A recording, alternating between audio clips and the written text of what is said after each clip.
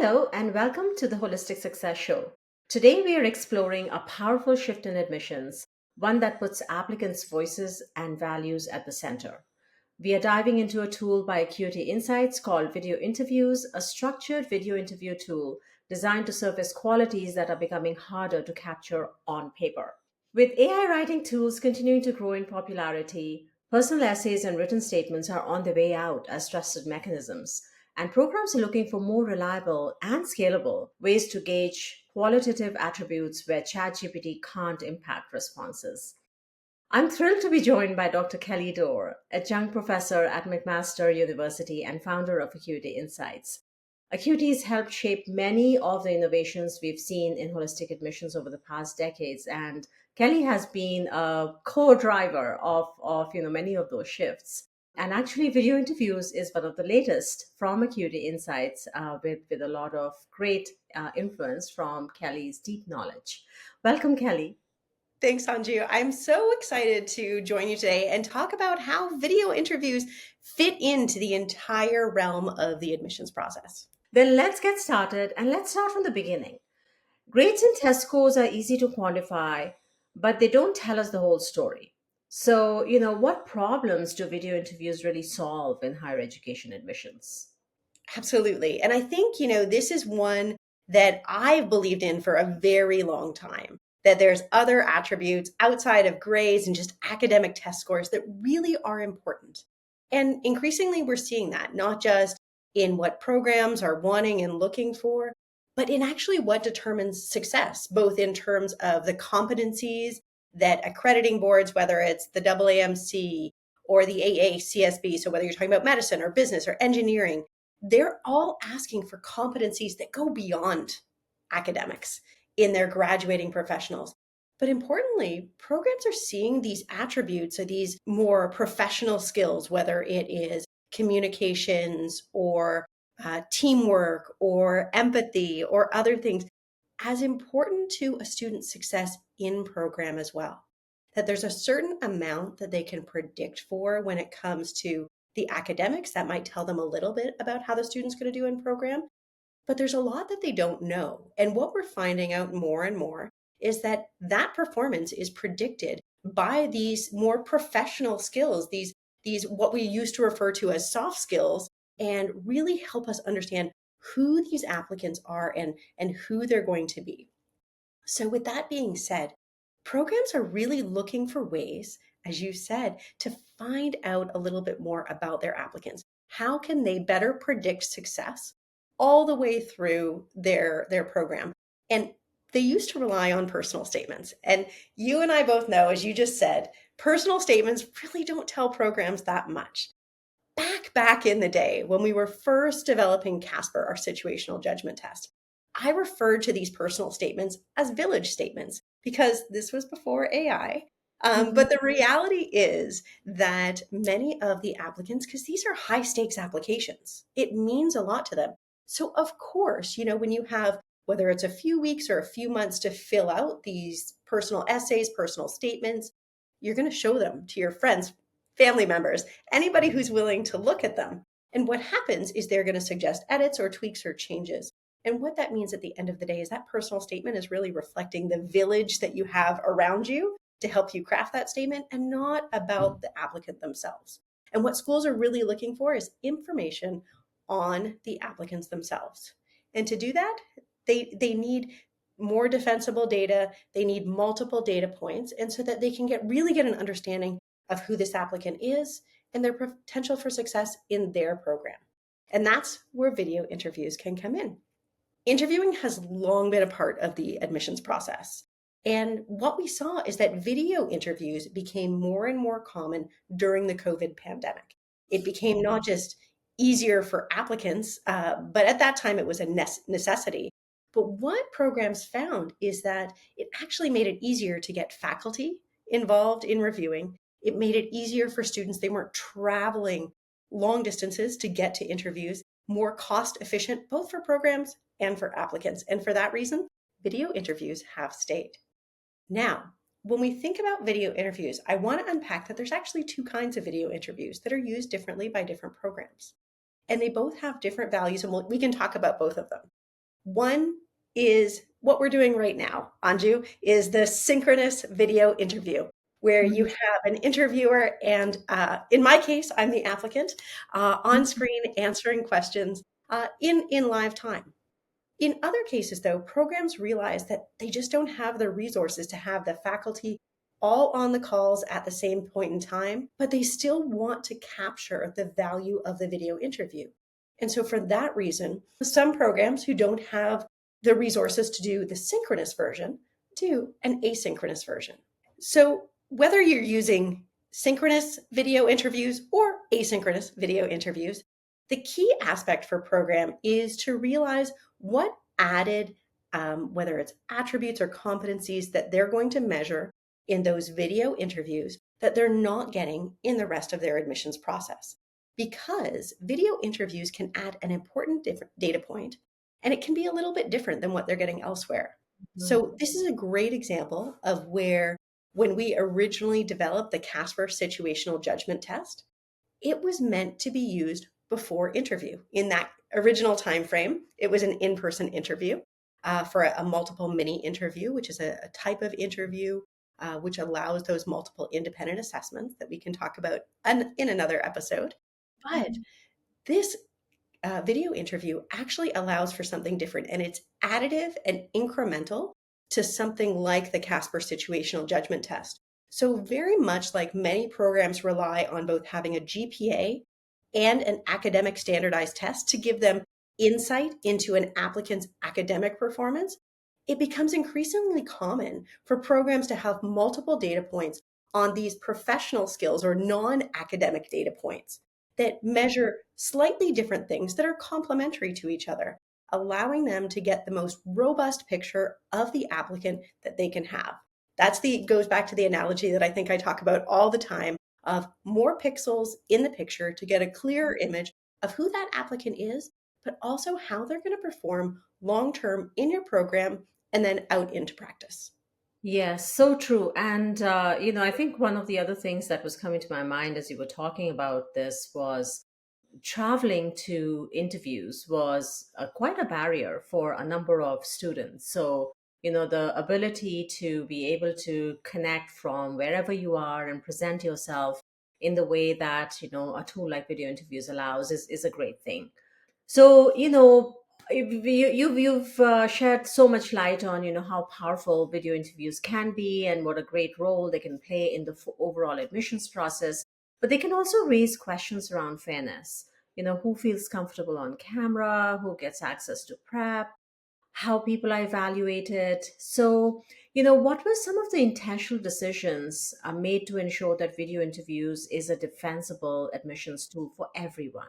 A great question, Anju. And I think, what you want to ensure is that any tool you're using at the admissions process gives you additive information to the applicant on who they are and what they're doing.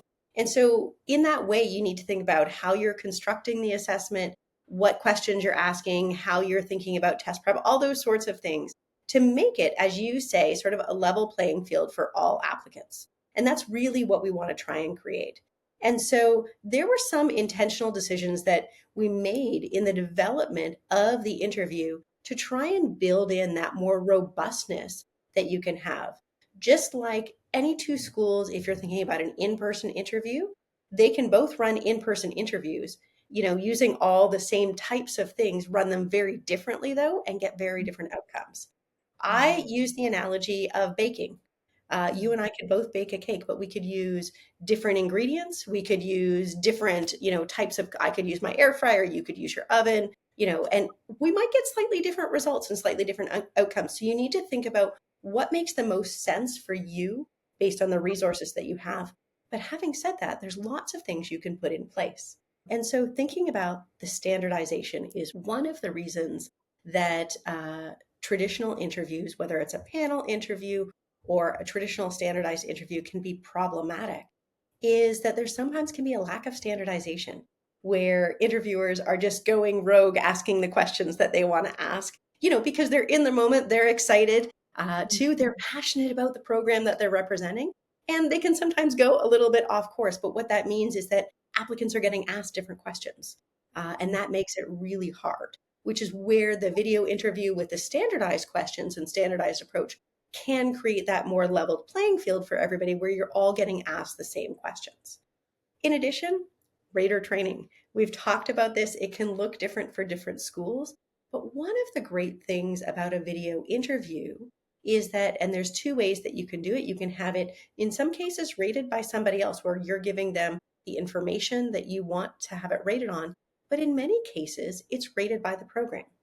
And that creates that own special, unique piece where you're viewing their responses through your own mission lens. And for what's important to your program and what you know is important for students who come into your program, who's likely to succeed? Do you have a very, flipped classroom type approach where people have to be a little bit more engaged, more proactive? Or do you have a very didactic, hands off, for the first little bit and they can sort of get their feet wet a little bit more? Different types of curriculum, different types of coursework, do you have internships or not? Are you research heavy or not?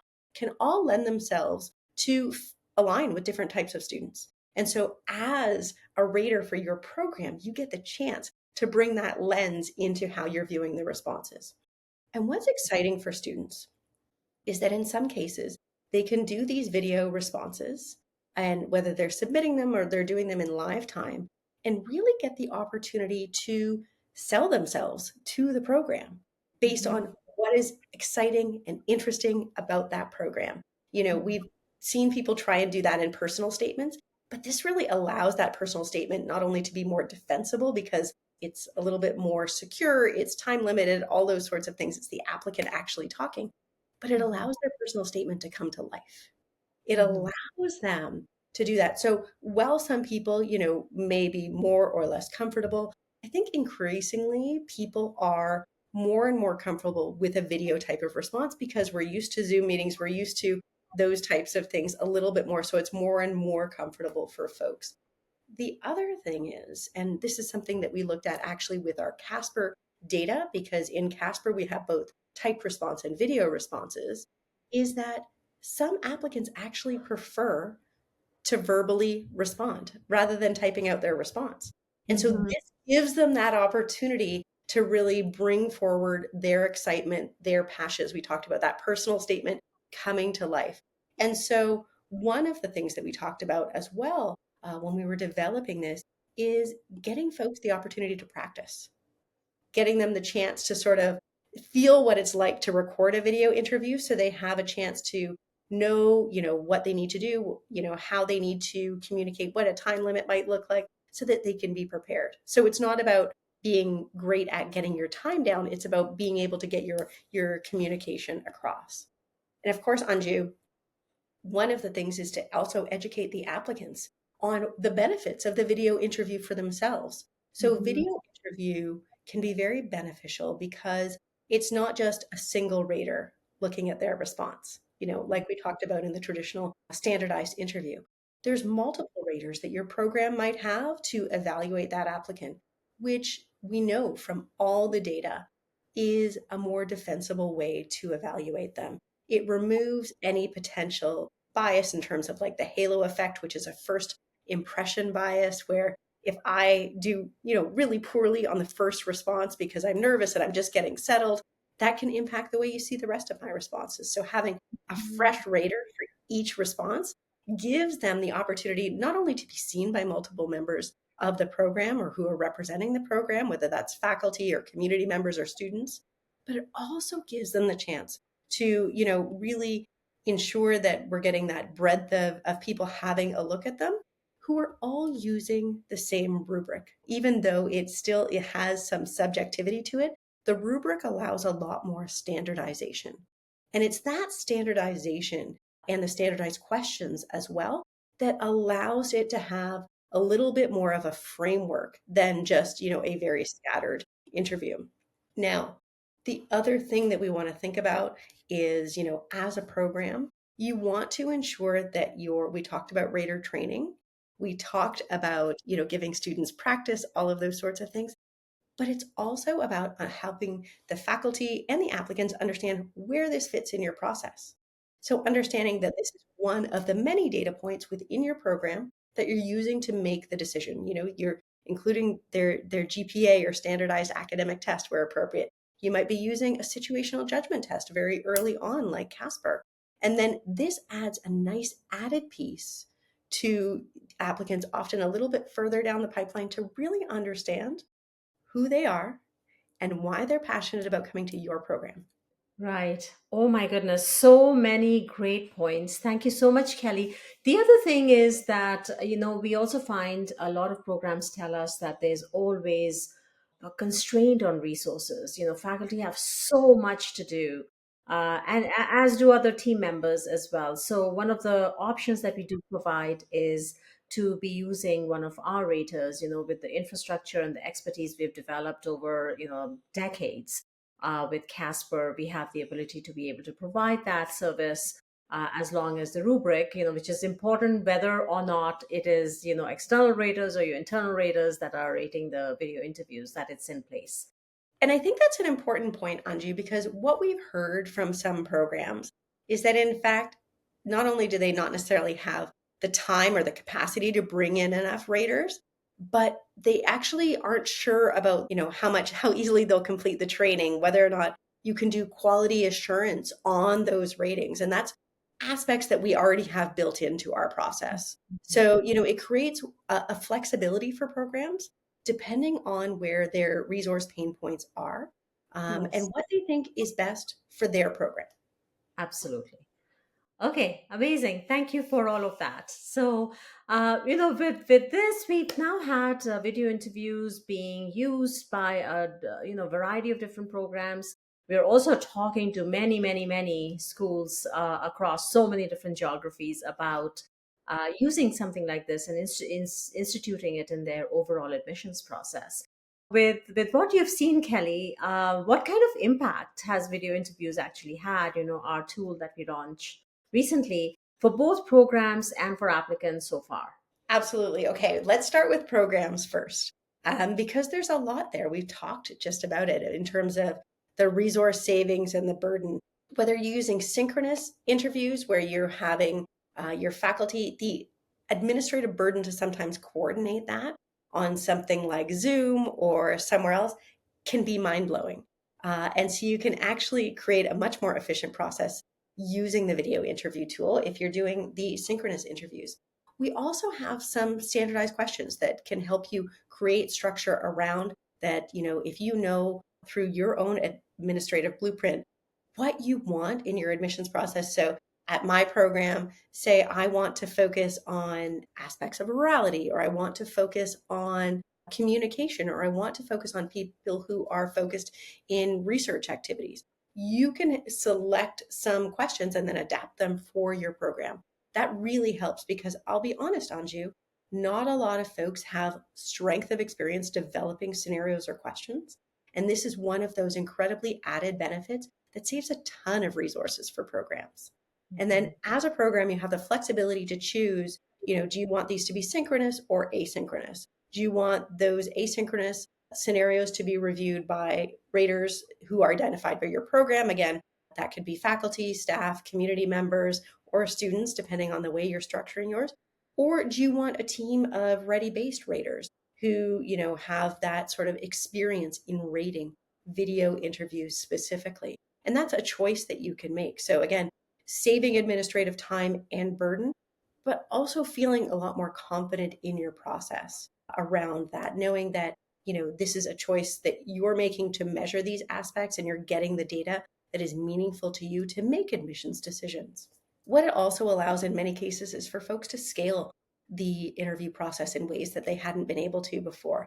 I know in many cases, we're always wanting to make sure we can interview as many as we can because that allows that mission lens or that program lens to come on top of what you're looking at for these applicants. And so that can be really powerful if you can always, do a little bit more without adding a lot more resources. And I think that's a really important aspect for programs. When we think about applicants on this side, one of the things that I would say is that it allows them to really present themselves to the program. It allows them to get their excitement and their passion off a page and into the hands of the program, where they really understand why it is that not just they want to go into this profession, but they really are excited about this program. That allows you to make sure that they've done a thoughtful approach. You're not just getting a generic response, and that you can look at their response in lens with that, with what you're looking for in your program.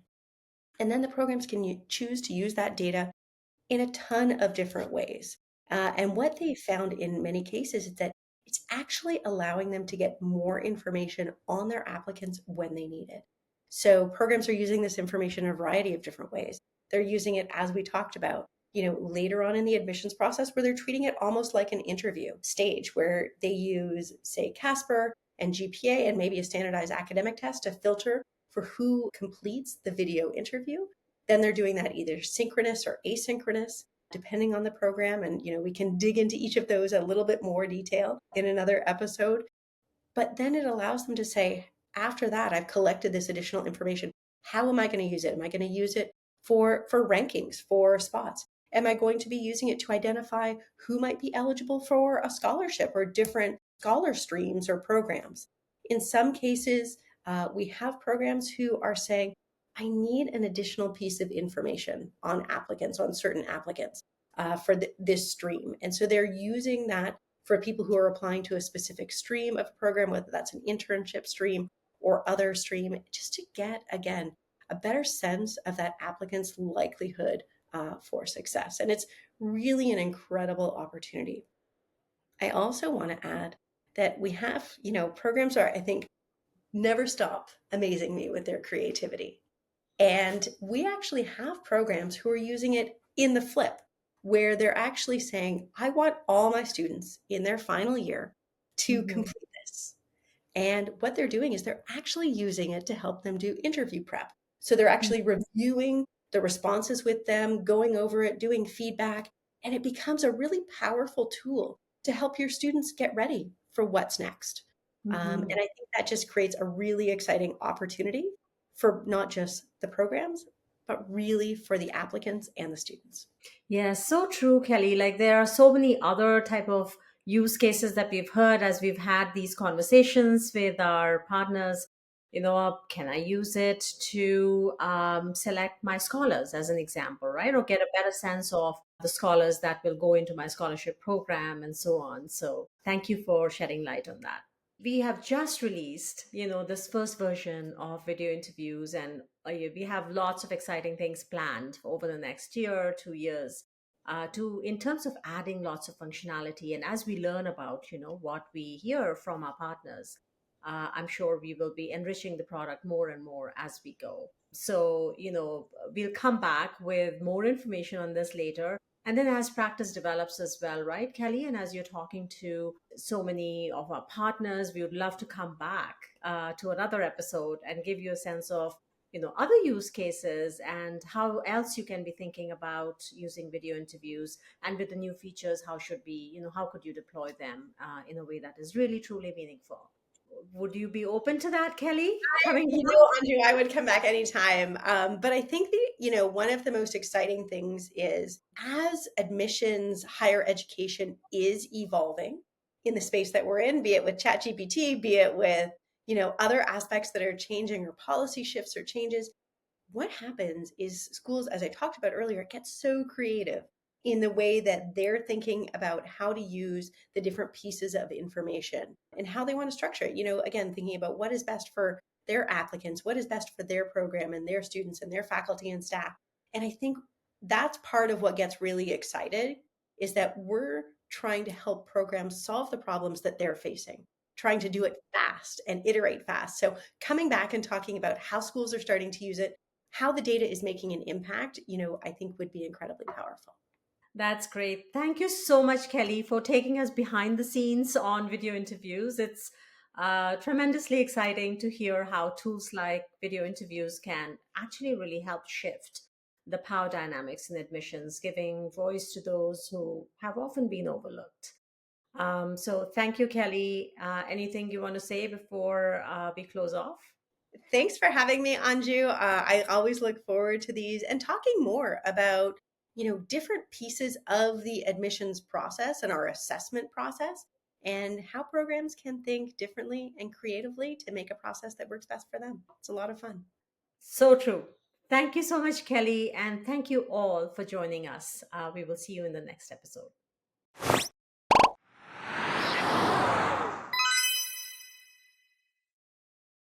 If you enjoyed this episode of the Holistic Success Show, please be sure to check out our other episodes. We have episodes coming out regularly all the time, so please be sure to subscribe so that you can stay up to date on all things related to student and program success in higher education.